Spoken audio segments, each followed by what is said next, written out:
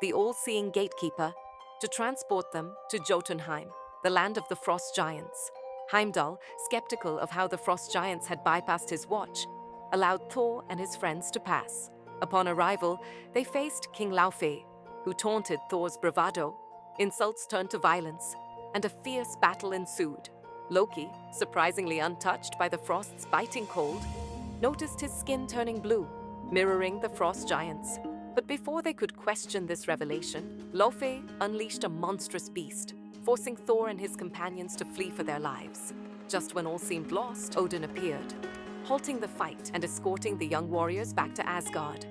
In the palace, Odin's wrath was unparalleled. Disappointed in Thor's recklessness, he stripped him of his powers and banished him to Earth, sending his enchanted hammer, Mjolnir, after him with an enchantment.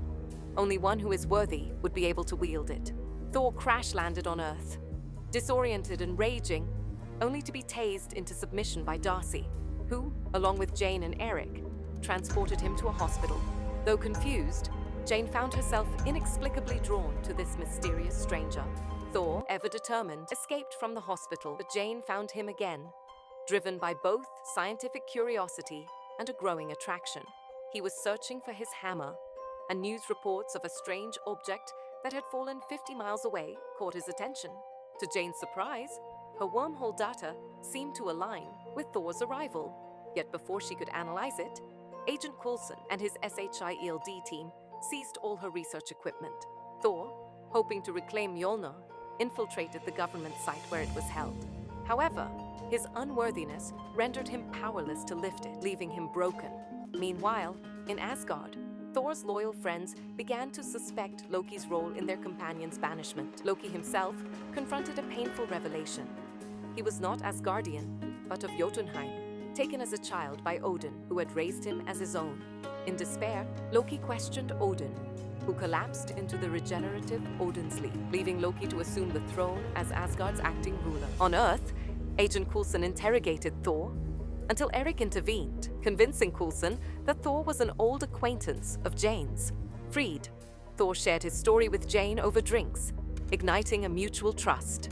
Meanwhile, in Asgard, Loki froze Heimdall, the all-seeing sentry, and conspired with Laufey, arranging a plan to betray the frost giants while appearing the hero.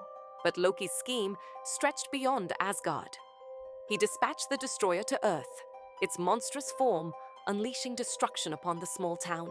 Thor, having realized the value of selflessness and honor, confronted the destroyer unarmed, pleading with Loki to spare the innocent in exchange for his life.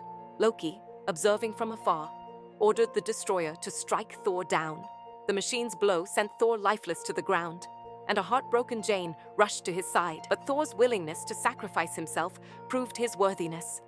And in a surge of energy, Mjolnir broke free and returned to his hand, reviving him and restoring his powers. Clad once again in his armor, Thor defeated the destroyer and vowed to return to Asgard, bidding Jane a hopeful farewell. In Asgard, the frost giants infiltrated Odin's chamber, but as Laufey prepared to kill the All-Father, Loki struck him down, solidifying his image as the hero. Despite his frozen state, Heimdall broke free and summoned Thor back. Upon his return, Thor confronted Loki, who had activated the Bifrost, threatening to obliterate Jotunheim. The brothers engaged in a fierce battle, Mjolnir clashing against Loki's magic. As the bridge began to collapse, both brothers plunged into the void, but Odin arrived, catching Thor's hand.